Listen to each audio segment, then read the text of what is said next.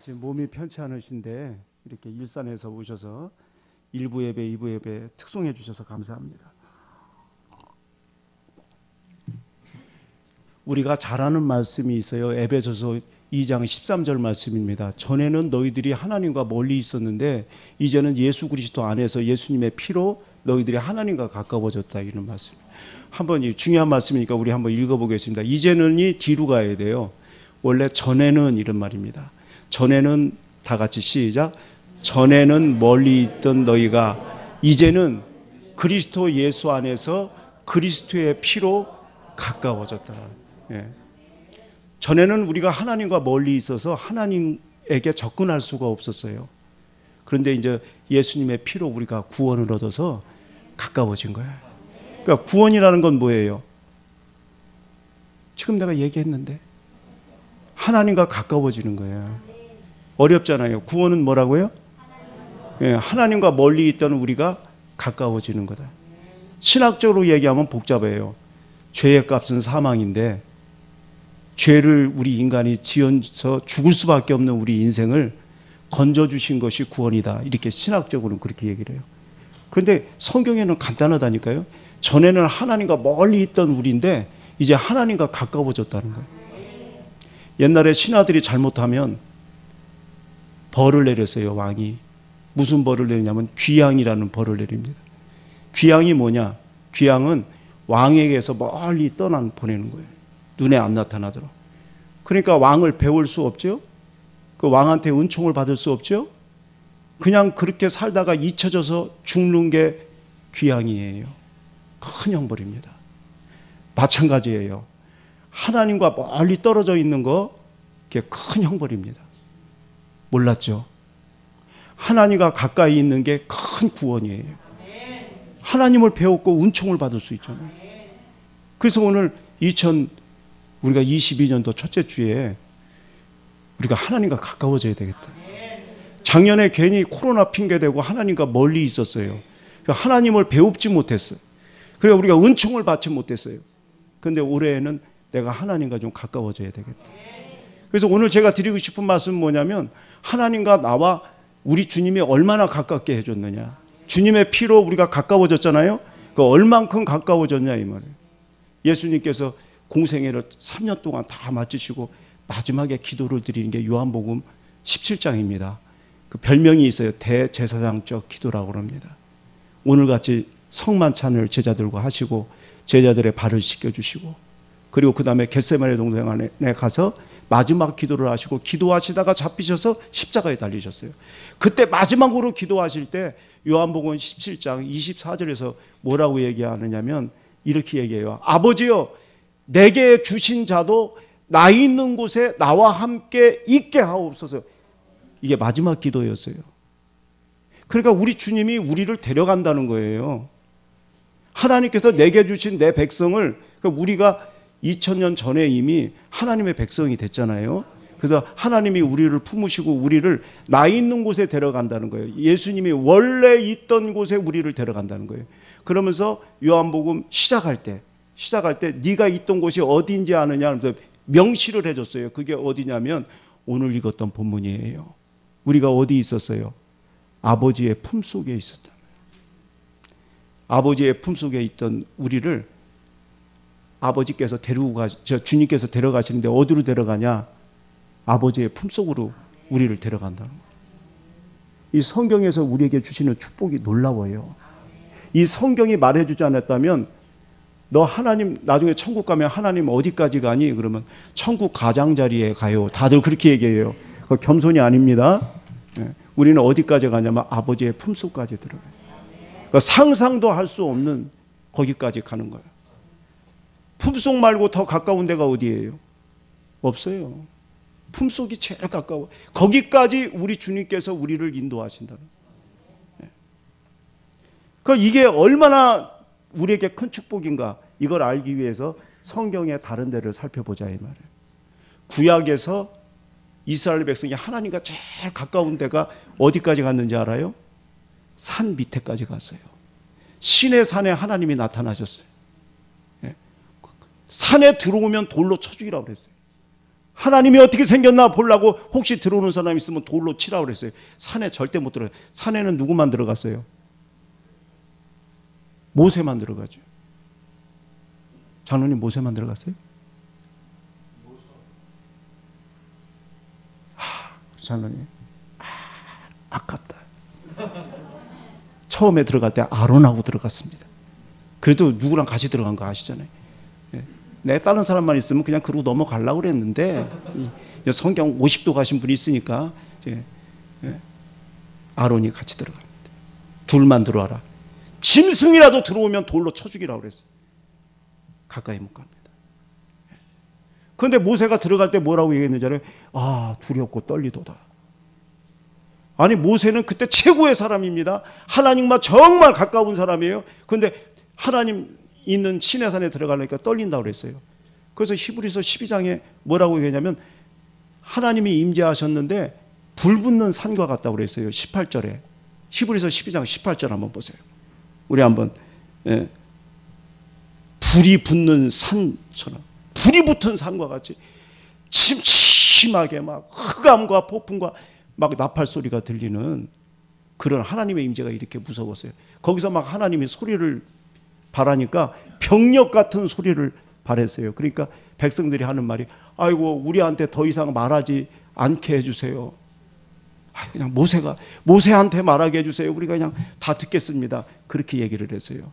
히브리서 12장에서 그 말씀을 왜 하느냐 하면, 그런데 구약에서 제일 이스라엘 백성이 가까이 만난 게 시내산 밑에까지 갔었는데 지금 너희들은 하나님 어디까지 가 있는 줄 알아?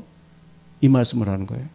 그래서 히브리서 12장 22절에 이렇게 말하고 있어요.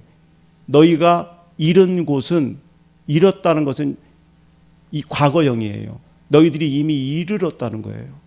어디에 이르렀는지 아냐? 하늘에 있는 시온산이야. 시온산은 하나님이 거하는 산이잖아요. 하나님이 임재가 있는 곳이야.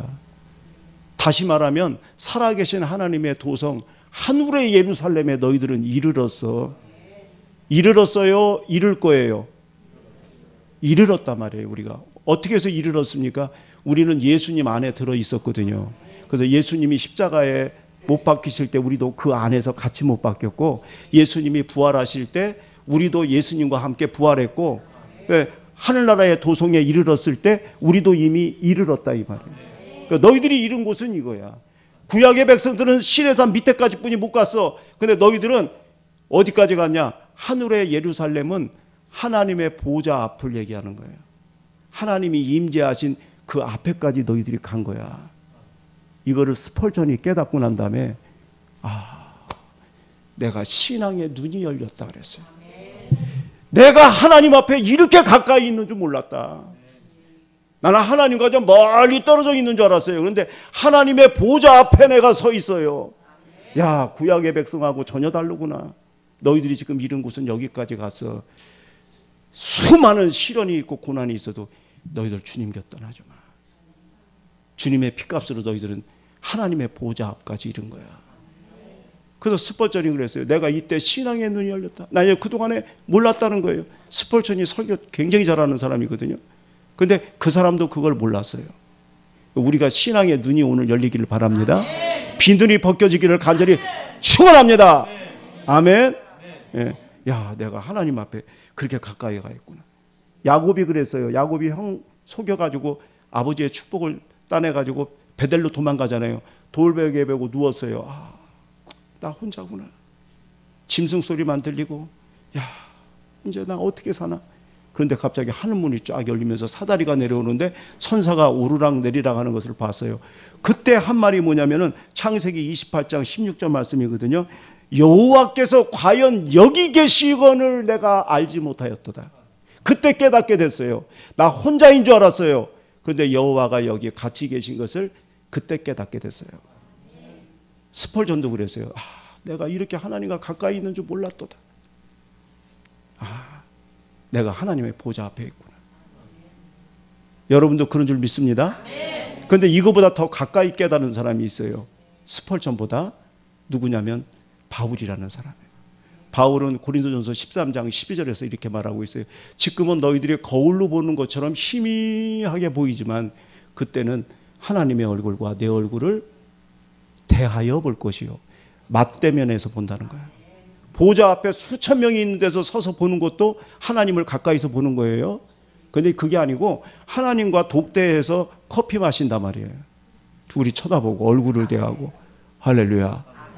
기뻐요, 안 기뻐요? 근데 구약에서는 이러면 죽는다고 그랬어요. 출애굽기 33장에 보면 뭐라고 되어 있습니까? 20절 우리 다 같이 읽어보죠. 시작!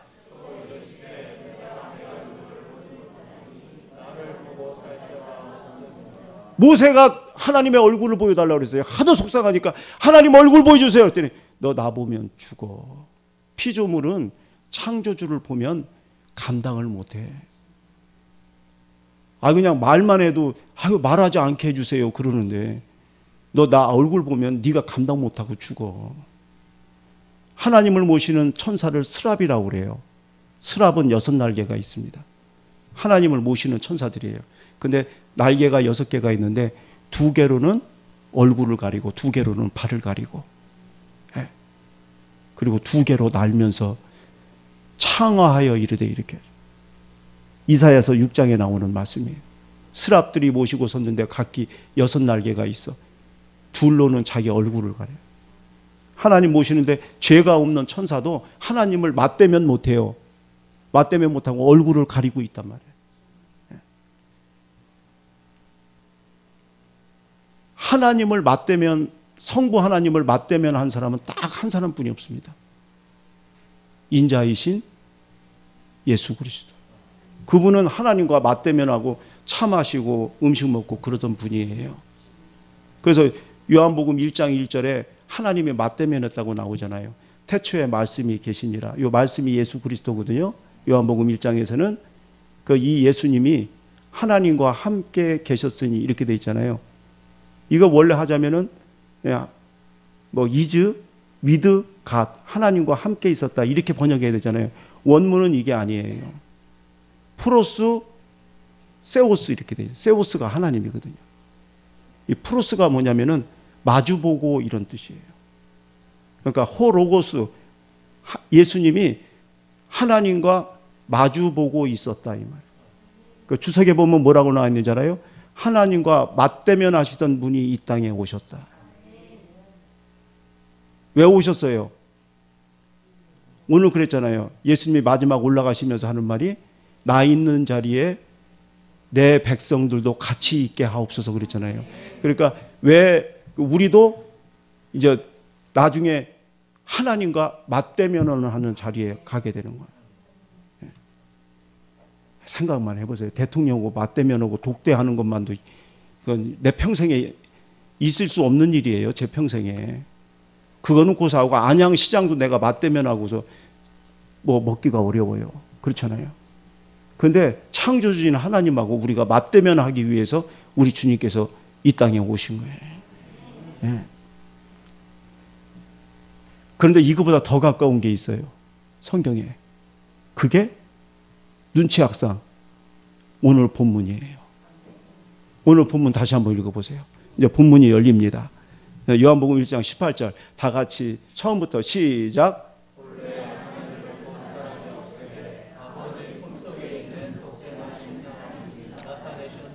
아버지 품속에, 맞대면 정도가 아니라 아버님 품속에 있던 독생하신 하나님 예수 그리스도가 이 땅에 오신 거예요. 저하고 여러분이 맞대면하고 밥 먹을 수 있어요. 근데 여러분이 못하는 게 있습니다. 내 품속에는 못 들어와요. 여기서 딱 한 사람만 들어와요. 고씨라고 하는 사람. 한 사람만 내 품속에 들어오지 내 이불 속에 아무도 못 들어옵니다. 그 사람만 들어와요. 근데 우리가 바로 그런 사람이라. 예수님이 하나님의 품속에 있던 사람이에요. 아버지예요. 근데 그 자리에 우리를 인도하기 위해서 이 땅에 오신 거예요. 맞대면 정도가 아닙니다. 아버지의 품속에 우리가 들어가는 거예요.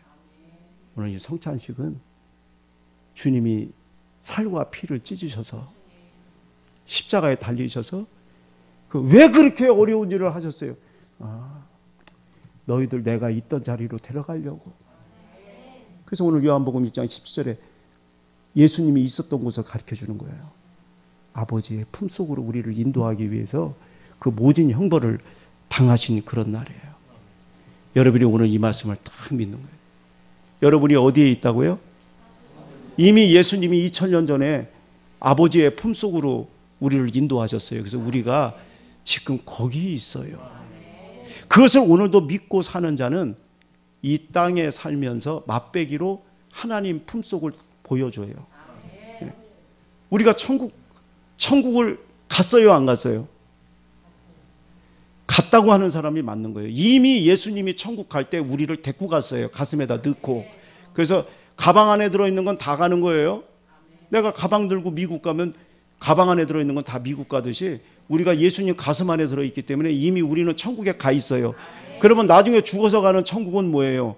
확인하는 거예요. 아, 내가 천국에 왔구나. 아, 그대로네. 확인하는 거예요. 이미 가 있어요. 그래서 우리가 이미 아버지 품속에 있는데 이 땅에 살면서 맛배기로 조금씩 보여줘요. 천국에 가 있는데 우리가 이 땅에 살면서 오늘 여러분들은 천국을 경험하는 거예요. 지금 마음들이 편안해. 지금 보니까. 예, 그리고 얼굴이 그냥 은혜 받은 얼굴로 싹 변해 있어요. 세상 사람들은 못 느끼는 걸 느끼는 거예요. 말씀을 막 깨닫고 지금 여러분의 마음이 최대한 지금 열려 있어요. 다쳤던 분들이 여러분들은 지금 천국을 경험하고 있는 겁니다. 지금 맛배기로 보고 있어요. 근데 나중에 천국 가서는 완전한 천국을 체험하고 사는 거예요. 그와 마찬가지로 우리가 지금 이 땅에 살면서 하나님의 품속을 경험하게 해줘요. 그게 뭐냐면 성령 충만이에요. 성령 하나님이 오늘도 나를 감싸는 거예요. 예. 그러면 이 세상을 넉넉히 이기는 거예요. 예를 들면 어둠침침한 골목길을 아버지하고 아들이 갑니다. 근데 아들이 무서워해. 아우, 아빠 무서워요. 두려워요. 그래? 그럼 아버지가 손을 꽉 잡아줘. 무서워하지 마라. 내가 네 손 잡고 가잖냐? 가요. 그런데도 떨어. 얘가 손이 막 떨려. 아이, 너무 자식 참 겁장이네. 그때는 어떻게 하냐면 안고 가요. 우리도 이 세상에 살면서 두렵고 떨릴 때가 있어요. 아, 불안해요. 2022년도 시작하는데 불안합니다. 무슨 일을 당할지 어떻게 합니까? 막 그래요. 그럴 때 우리 주님께서 우리를 안아줘요. 그게 뭐라고요? 성령 충만이에요. 믿음에 좋은 사람들이 계속 믿음이 좋은 것은 성경에 없어요. 그거는 예수님이지 사람이 아니에요. 불안할 때 있고 실패할 때 있고 신앙의 회의를 가질 때가 있었어요. 근데 그때마다 성령 충만을 주셔서 끝까지 믿음을 지켰어요. 요한도 마찬가지입니다. 요한복음은 요한이 계시받아서 쓴 책인데 그렇잖아요. 그런데 막 두려움에 사로잡혔어요. 밤모섬에 위배됐네. 베드로는 십자가에 거꾸로 달려 죽고 야고보는 성전에서 칼로 쳐가지고 성전으로 떨어뜨려서 죽고 그래서 예수님의 제자들이 전부 다 순교하는 도마는 도망가다가 창 맞아서 죽고 다 죽어버려요. 그리고 끝까지 남아있던 사람이 누구냐면 요한이에요. 그런데 요한마저 밤모섬, 죽음의 섬인 밤모섬에 위배당하게 돼요. 교회는 끝났다. 하나님의 나라 끝났다. 주님 어디 계십니까? 말이에요. 그럴 때 하늘문이 쫙 열리는데 와, 예수님이 그렇게 제사장하고 왕이 입는 왕복을 입고서 하늘에서 걸어다녀요. 그리고 막 보좌에 성부 하나님과 성자 하나님 어린 양 예수님이 앉아 계신 거예요. 그러니 막 천사들이 막 하나님의 명령을 받아서 막 일을 하고 사단이 역사하는데 천사가 막 내려와서 그것을 멸하고 무적행에 가두는 것을 보게 될 때 성령이 충만해졌어요. 그리고 그 마지막의 길을 믿음으로 용감하게 가게 됐어요. 바울도 보통 어려움을 많이 당한 게 아니에요. 먼 사람한테 어려움 당한 게 아닙니다. 자기 동족에게 어려움을 당했어요. 나중에 이제 사형당하기 전에 로마로 가게 되잖아요. 유라굴로 광풍이 불어가지고 다 기진맥진해졌어요. 그때 주님께서 옆에 서서 바울아 염려하지 마라. 네가 로마까지 가서 복음을 전하여야 하리라. 이 배에 있는 모든 사람도 생명을 하나도 다치지 아니하리라. 이때 성령 충만함을 받고 그 길을 끝까지 간 줄 믿습니다. 마가복음 8장에도 나옵니다. 마가복음 8장 우리 잘 아는 말씀이잖아요. 31절에 뭐라 그랬어요? 인자가 많은 고난을 받고 장로들과 대제사장들과, 그때 대제사장이 2명이었습니다. 타락해가지고 서기관들, 그들에게 버림을 당하고 내가 죽임을 당할 거다. 그랬더니 제자들이 막 걱정이 앞서는 거예요. 그동안에 예수님만 믿고 쫓아다녀서 오병이의 역사를 일으켜서 우리를 먹이시고 그때마다 기적과 말씀으로 우리가 여기까지 왔는데, 아니 돌아가신다니 이게 어떻게 된 겁니까 말이야. 그리고 힘이 쭉 빠졌어요. 그게 마가복음 8장이에요. 근데 9장에 들여서 갑자기 야 너네들 나 쫓아와. 산으로 데리고 갑니다. 그래서 마가복음 9장이 변화산 사건이에요.